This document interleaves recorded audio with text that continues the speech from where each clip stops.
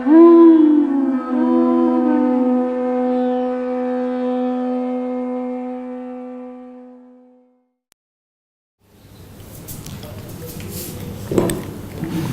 Namo Bhagavate Vasudevaya. Om Namo Bhagavate Vasudevaya. Om Namo Bhagavate Vasudevaya.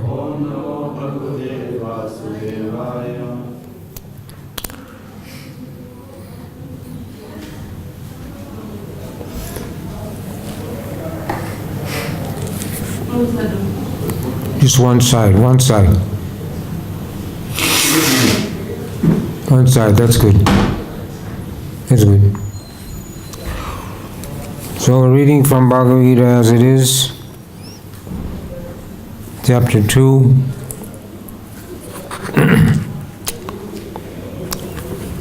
Text number 2, chapter 9, text number 2, page 397, most confidential knowledge.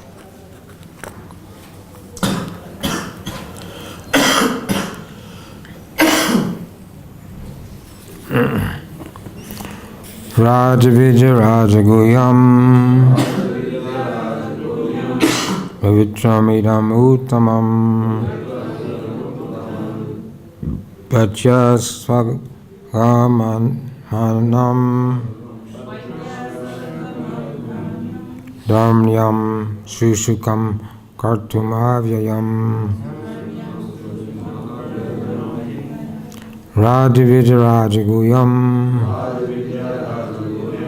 Vitramidam Uttamam Yaksa Swaganam Dhamyam Sushukam Kartumavyayam Rajavidya Rajaguham Pavitramidam Uttamam Svagam Dharmam Pratyakshavavyam Susukham Kartum Avyam Rajavidya Rajaguham Pavitramidam Uttamam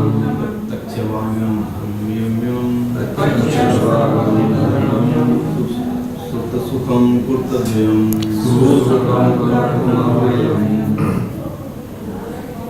Rajvidya Rajaguyam Pavitramidam Uttamam Parvaksya Bhagwan Dharmyam Susukham Kartum Avyam Rajavidya Rajagiham Pavitramidam Uttamam Pratyakshavagamam Dhanyam Susukham Kartum Aikayam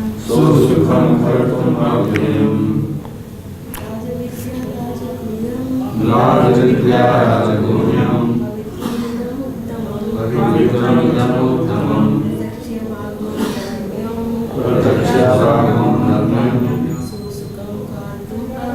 Susukham Kartum Avyam. Word for word. Rajavidya, the king of education. Rajaguyam, the king of confidential knowledge.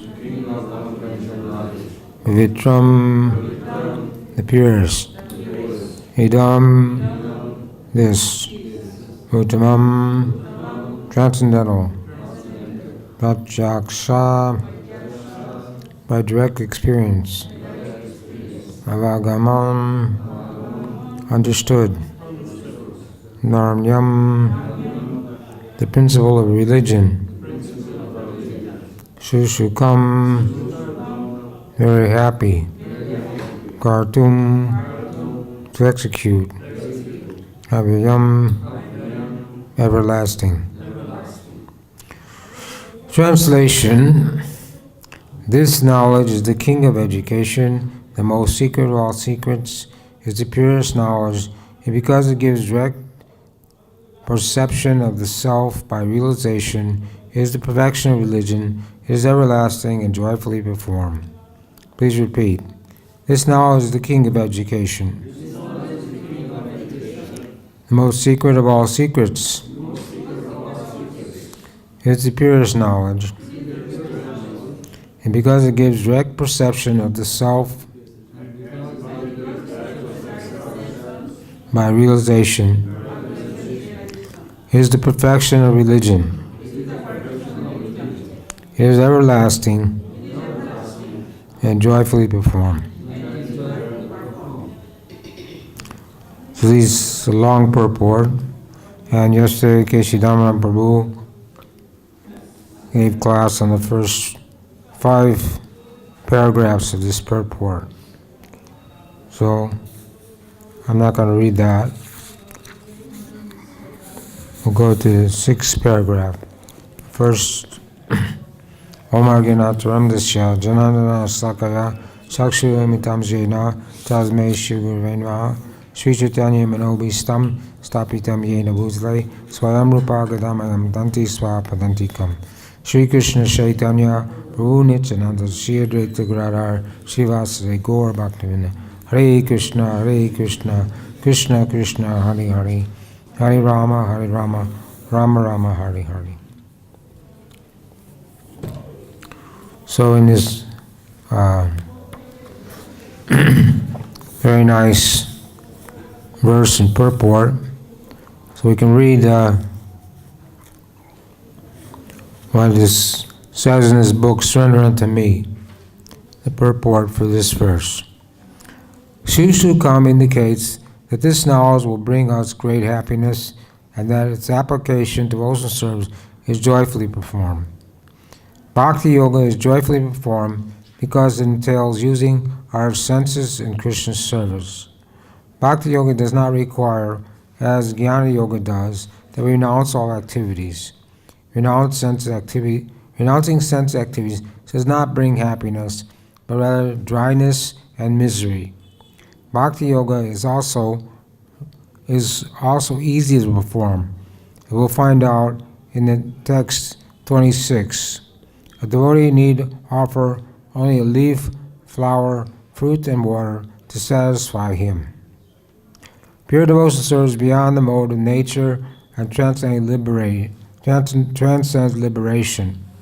Therefore is eternal. Avyam implies that a devotee's advancement can never be destroyed. Baladev Vijayabhushan asserts that Raja Vijay Raja Guyam indicates the knowledge of kings, the secret of kings. It is the knowledge, or more exactly, the meditational worship of those who, like kings, have magnanimous, compassionate hearts. They are unlike the cripple-hearted karmis who worship demigods with the desire to attain sons, and other material benefits.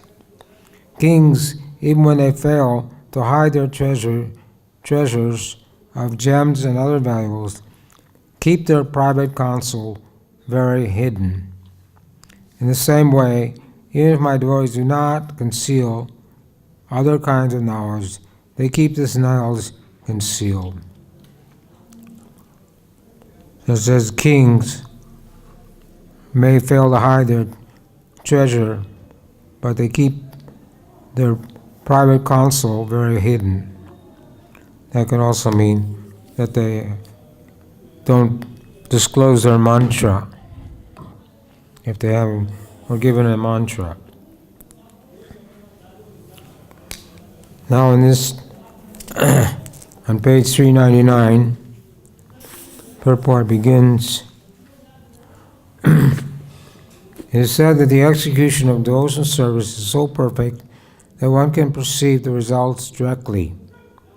The direct result is actually perceived, and we have practical experience that any person who chants the holy name of Krishna, Hare Krishna, Krishna Krishna, Hare Hare, Hare Rama, Rama Rama, Hare Hare, in course of chanting, without offenses, feels some transcendental pleasure, and very quickly becomes purified of all material contamination. This is actually seen. Furthermore, if one engages not only in hearing, but in trying to broadcast the message of devotional service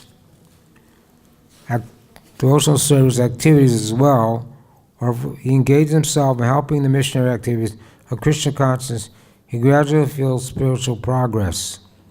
This advancement in spiritual life does not depend on any kind of previous education or qualification. The method itself is so pure that by simply engaging in it, one becomes pure.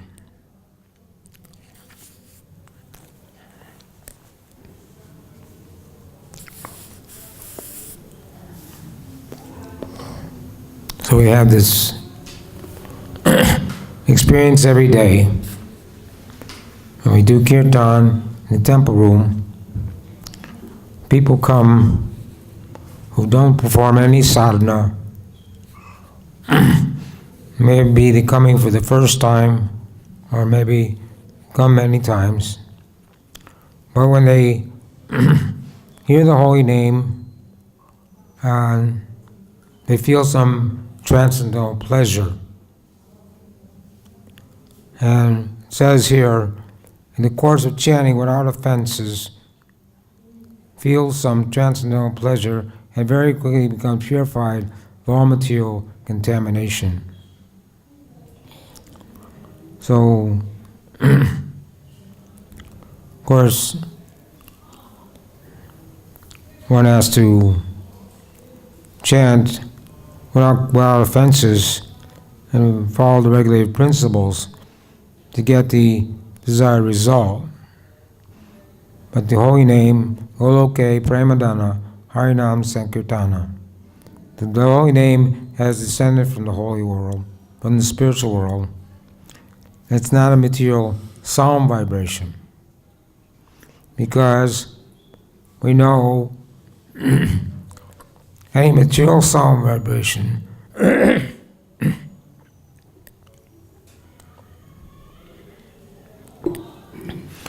you can only repeat a few times, and then you become tired of it and bored with it. The Hare Krishna mantra, we chant every day, kirtan, every day we chant japa, and we're not bored with it. But we're just we should be feeling transcendental pleasure. Of course, if your chanting is not pure, if you're chanting nam aparad, you may not feel so much pleasure.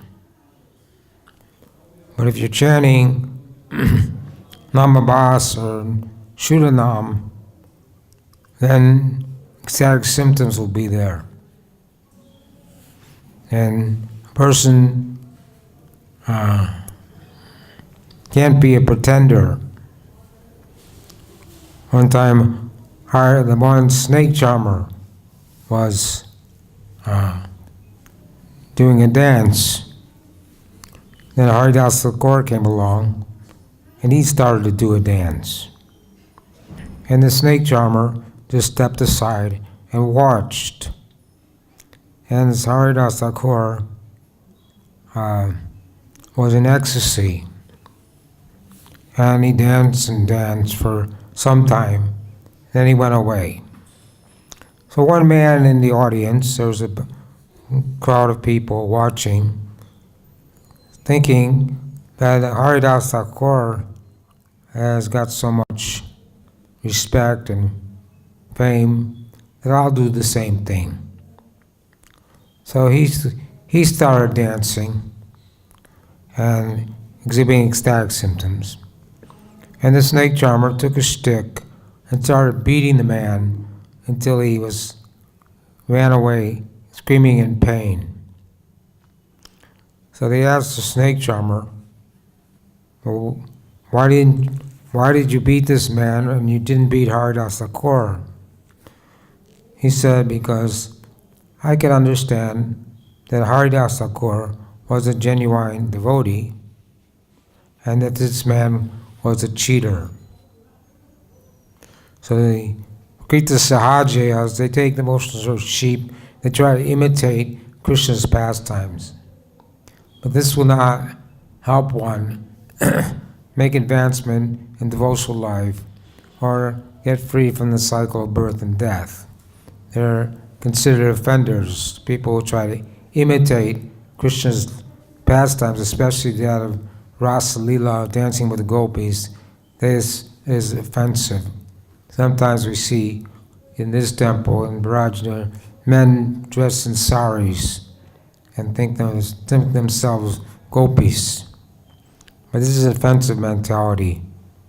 You can't get pure devotional service. It doesn't come cheaply by just making some show.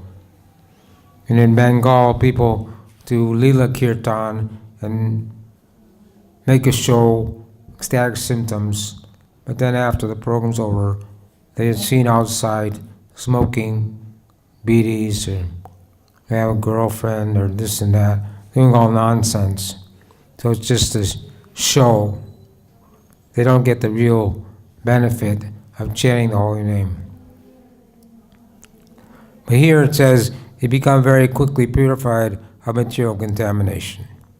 So we see in the temples around the world, new bhaktas come.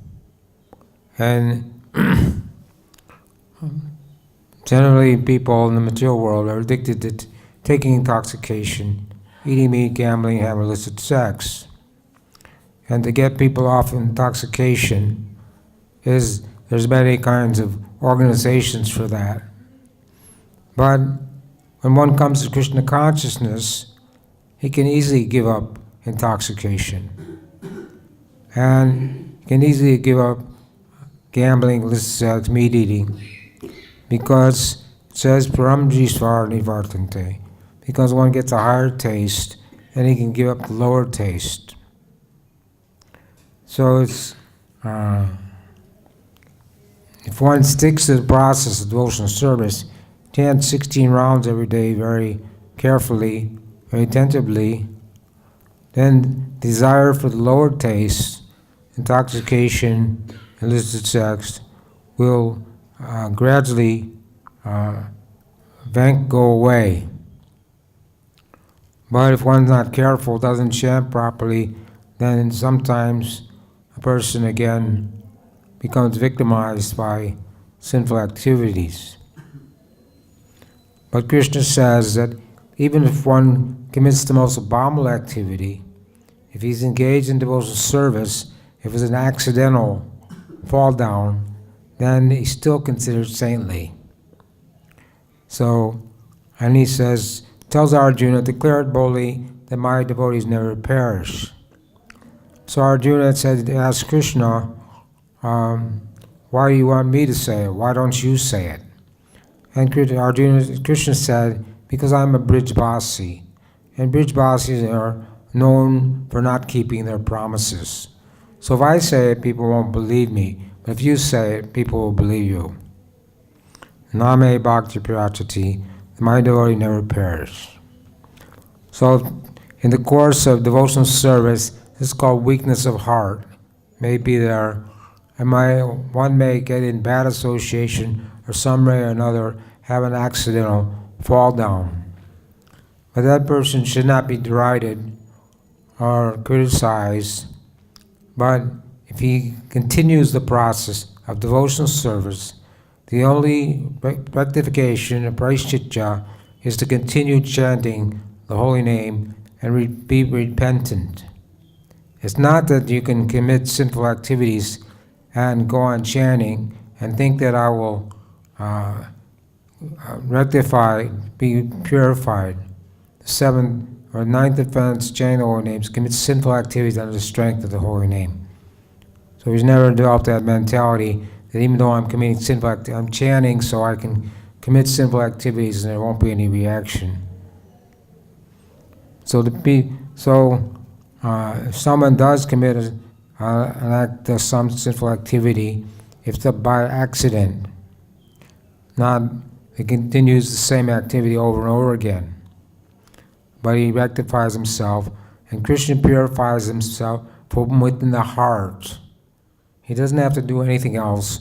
He just has to be in a repentant mood and go on practicing Krishna consciousness and chanting, and then he'll be excused for his offenses.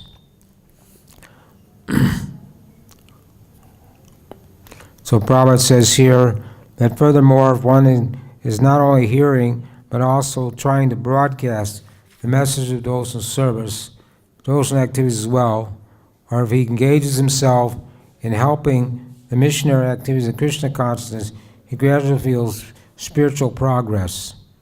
This advancement of spiritual life does not depend on any kind of previous education or qualification. The method itself is so pure that simply by engaging in it, one becomes pure. So, we read in the last paragraph, the previous page, is talked about how there's so many universities, schools and universities all over the world, and so many departments of knowledge, but there's no department which teaches the science of the soul. And Prabhupada says, how is it that the soul, which is so active within the body, can be inactive after being liberated from the body? Well, it is always active. So they don't teach this in the schools. So this is not real education. Again, in Chaitanya Charitamrita, said that Haridas Thakur was a learned person. Not only did he chant 300,000 names every day, but he also preached the glories of chanting, the glories of devotional service. So he was considered the most learned person because he knew how to teach people how to get out of this material world, how to get free from the bodily conception of life. This is called Dharma. This is called the Sanatan Dharma, or the eternal occupation of the soul. Dharma means religion, but real religion means that you engage. Real religion is not for one group of people. They give labels, religious organizations. There's Catholic, Christian, Jewish, Muslim. These are different kinds of faiths which people can change from one faith to another. But Sanatana Dharma is the eternal occupation of the soul. That does not change. That applies to everyone. Jivarasurabhai, Krishna, Nitya Krishna Das, we're all the eternal servants of Krishna. So Prabhupada says that we should broadcast the message of devotional service, or help in the missionary activities. So some people are like an army. Some people are on the front line.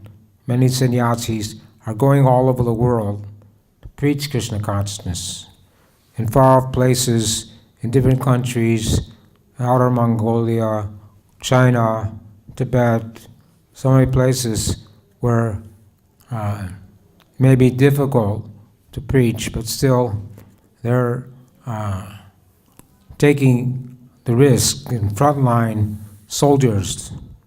And then there's other people who are assisting in the preaching by maintaining temples, maintaining deity worship, and other things. And people are also helping by donating money to purchase books, to print books for spreading Krishna consciousness. So Krishna says in the end of Bhagavad-Gita, the one who teaches the science of Bhagavad-Gita, that no one is more dear to me than he. So devotees, the senior devotees, the sannyasis, gurus, who are traveling and preaching all over the world, they're doing it, and they're also, because Krishna consciousness is joyful, they're also getting some pleasure from doing it. We don't like to do things if it doesn't make us give us some pleasure. So they,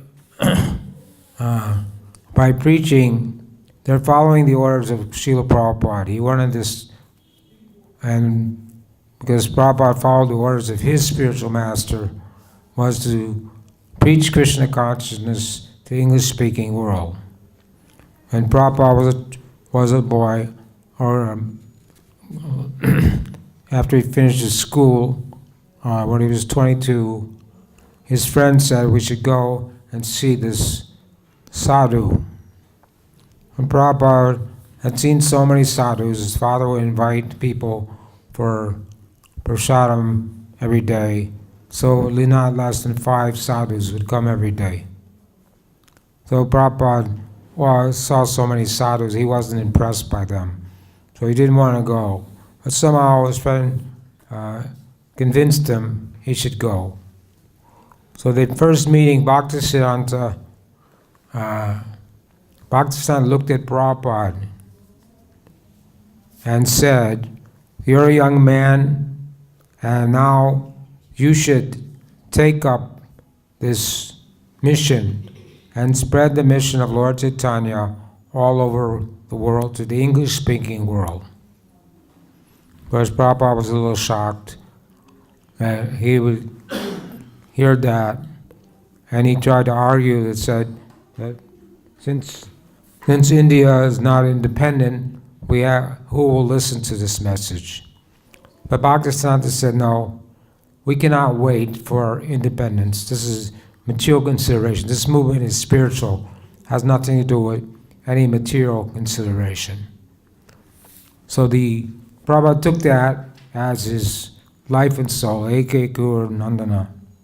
With one point of attention, he meditated on that instruction for his whole life, prepared himself, purified himself, so that he could go. Of course, Prabhupada was always pure, but he played the role of a householder for some time, but then he took up the message of Lord Chaitanya, left his family, took sannyas, and traveled all over the world to preach Krishna consciousness. One reporter asked Srila Prabhupada, when did you first realize God? Prabhupada said, you too can become Krishna conscious. No, the reporter said, no, Swamiji, I mean in this incarnation. When did you first realize God? And Prabhupada said something else to the man. Then the man said, well, I may be just swimming in ignorance, Swamiji, but I want to know, when did you first realize God? And Prabhupada said, oh, when I was 4 or 5 years old. So and the devotees went, Haribol, Haribol. So Prabhupada was an interested, a pure devotee from his childhood, but he didn't, but he joined the Gaudiya Math, got initiated by Bhaktisiddhanta, and then finally he was able to come to the West and preach the Krishna consciousness movement, spread this mission to the English-speaking world. Next paragraph says, the Vedanta Sutra is also described the following words, Prakshasa cha karmani abhyasat. Devotional service is so potent that simply by engaging in the activities of devotional service, one becomes enlightened without a doubt. A practical example of this can be seen in the previous life of Narada, who in that life happened to be the son of a maidservant. He had no education, nor was he born in a high family. But when his mother was engaged in serving great devotees, Narada also became engaged, and sometimes in the absence of his mother, he would serve the great devotees himself. Narada says, Uchista lipam anumoditao dijaha sankrit sma bhujete apstata kilbisha evam pravrite tasya vishuddha chetasa taddhamma evatma ruchi parijayate. This verse of Srimad Bhagavatam 1:5-25, Narada describes his previous life to his disciples. Hello, Mommy. Tell her to call back later. Please turn off your phone. He said that while engaged as a boy servant for those purified devotees during the 4 months of their stay, he was intimately associated with them. Sometimes those sages left remnants of food on their plates, on their dishes, and the boy who would wash their dishes wanted to taste the remnants. So he asked the great devotees for their permission, and when they gave it, Narada ate those remnants and consequently became free from all sinful reactions. As he went on eating, he gradually became as pure-hearted as those sages. The great devotees relished the taste of unceasing devotional service to the Lord by hearing and chanting, and Narada gradually developed some taste. Narada says, by associating with the sages, Narada got the taste for hearing and chanting the glories of the Lord. He developed a great desire for devotional service. Therefore, as described in the Vedanta Sutra, Prakshashascha Karmani Abhyasat. If one is engaged simply in the acts of devotional service, everything is revealed to him automatically, and he can understand. This is called Pratyaksa, directly perceived.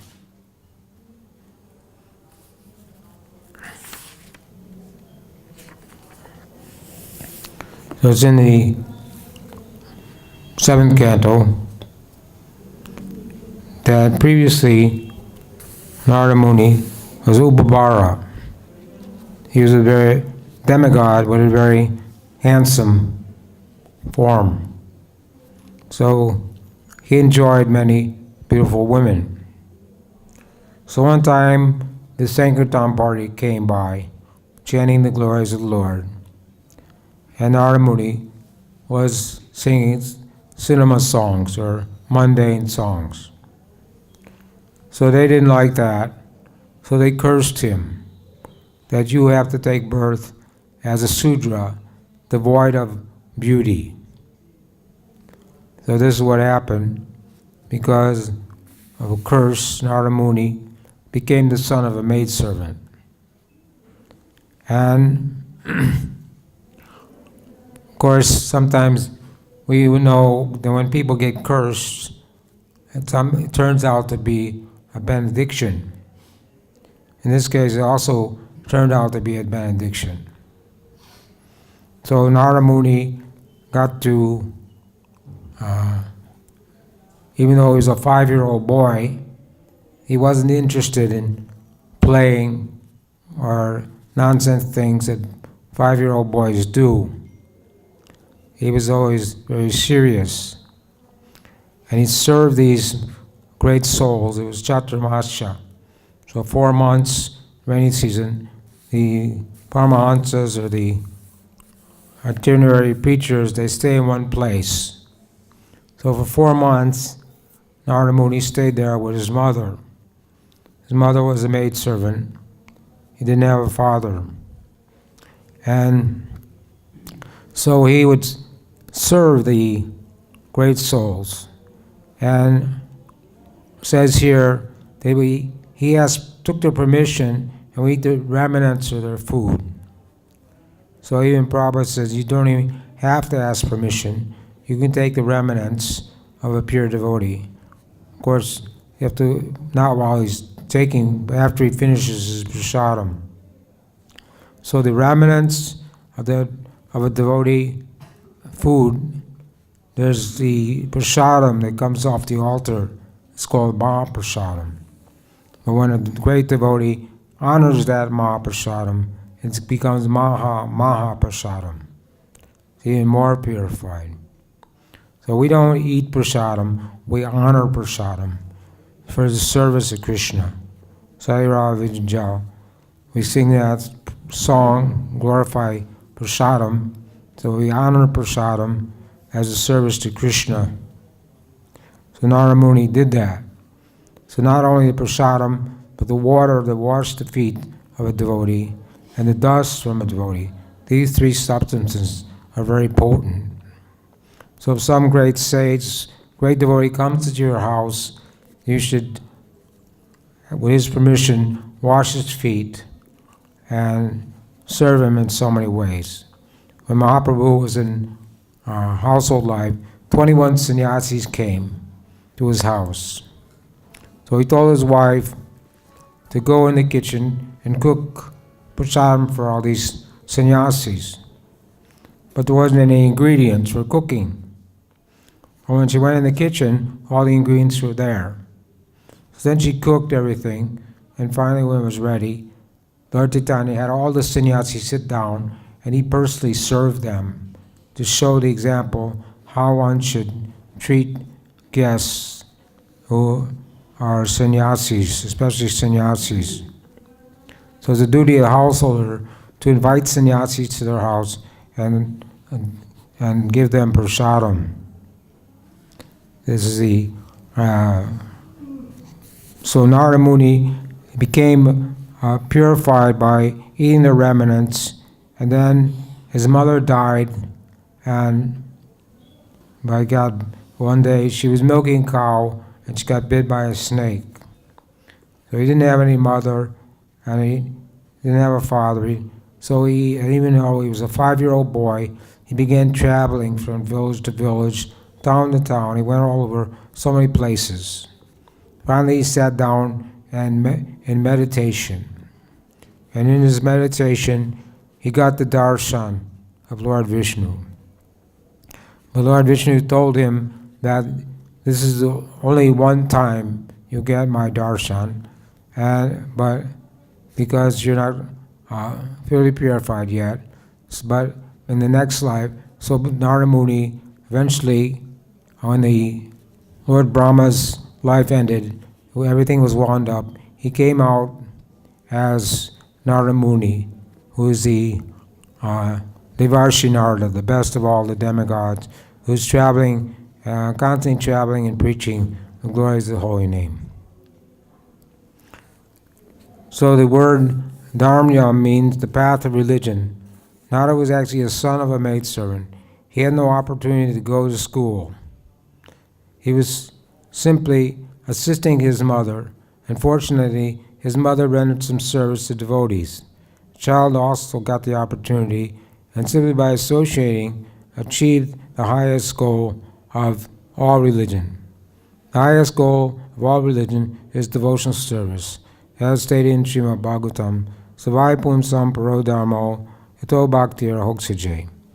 Religious people generally do not know that the highest perfection of religion is the attainment of devotional service. As we already discussed in regard to the last chapter, chapter 8, Vedeshu, Yagneshu, Tipashu, Chaiva. Generally, Vedic knowledge is required for self-realization. But here, although Narada never went to school of the spiritual master or was not educated in Vedic principle, he acquired the highest results of Vedic study. This process is so potent that even without performing religious process regularly, one can be raised to the highest perfection. How is this possible? This is also confirmed in Vedic literature. Acharya Vam Purusho Veda. One who is in association with great acharyas, even if he's not educated or has never studied the Vedas, may become familiar with all the knowledge necessary for realization. It says, Yasha Deve Parabhaktir, Yata Deve Tata Guru, Tashaita Katita Hi Artha, Praksate Mahatmanaha. Only unto those great souls in implicit faith in both the Lord and spiritual master, all imports of Vedic knowledge automatically revealed. So, one time Lord Chaitanya was in South India, and he came to one temple, Harikeshwar temple, and there was a Brahmin there who had been ordered by his spiritual master to read the entire Bhagavad-Gita, 700 slokas every day. But the man was illiterate. So he was trying to read the Bhagavad-Gita, and he was mispronouncing the words. And the other Brahmins there were laughing at him, making fun of him. So the Mahaprabhu went to the Brahmin and asked him, "What are you doing?" And the Brahmin could understand Lord Chaitanya wasn't joking with him. So that he said, "My spiritual master ordered me to read the Bhagavad Gita every day, but I'm illiterate. I can't read. But I'm still trying to do this." And Lord Chaitanya said, "But I see that there's tears in your eyes. Why is this?" So the man said, "Because when I think that Krishna has become the chariot driver of Arjuna, I become overwhelmed with this ecstasy." So Lord Chaitanya embraced him and said that you are the real knower of Bhagavad Gita. So without any education, also Gorkishore Das Babaji was illiterate. He couldn't even sign his own name. But still, he was a Paramahansa, and Bhaktisiddhanta was ordered by his father, Bhaktivinoda Thakur, to take initiation from him. So the final concluding point here is that that this is real religion, and people do not know highest perfection of religion is attainment of devotional service. Bhakti-mam avijananti. Krishna says, only by devotional service can I be known. And people in the material world, they can't know Krishna, and they can't go back to Godhead, and they can't understand anything about the spiritual world. Materialist people cannot understand anything about the spiritual world. So there's so many verses in this chapter, and this chapter is mainly discusses Lord Krishna as the supreme goal, personality Godhead, and the supreme object of worship, and the soul eternal relationship with Krishna. And devotional service is to revive one's relationship with Krishna and go back home, back to Godhead. So many other points are there, but in the end of this chapter, the last verse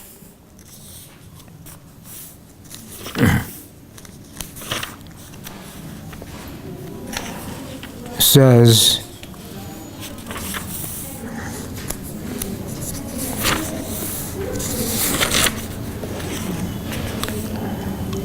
"Engage your mind always in thinking of me, become my devotee, offer obeisance to me, worship me, being completely absorbed in me, surely will come to me. Mamana bhava mad bhakto, mam jaji mama namaskaru, mam evaishasya yukta evam, amana maprayanaha." So this verse is repeated here. It's also repeated in the 18th chapter. That this is the process for becoming completely absorbed in Krishna consciousness and have no other interest. This is a surrendered soul. They have no other interest than the service of the Lord. So engage your mind always in thinking of me. We do that by reading about Krishna. We become my devotee. We do that by taking initiation. Offer obeisances to me and worship me. We do that by going to the temple, offering obeisances to the deity and worshiping the deity with great care and attention. Being completely absorbed in me, surely you will come to me. And the last paragraph of this purport is very nice. There is a beautiful poem about Krishna in which it clearly states that any person who engages in the worship of demigods is most unintelligent and cannot achieve at any time the supreme award of Krishna. The devotee in the beginning may sometimes fall from the standard, but still he should be considered superior to all other philosophers and yogis. One who always engages in Krishna consciousness should be understood to be a perfectly saintly person. His accidental non-devotional activities will diminish. He will soon be situated without any doubt in complete perfection. The pure devotee has no chance to fall down because the Supreme Personality of Godhead personally takes care of his pure devotee.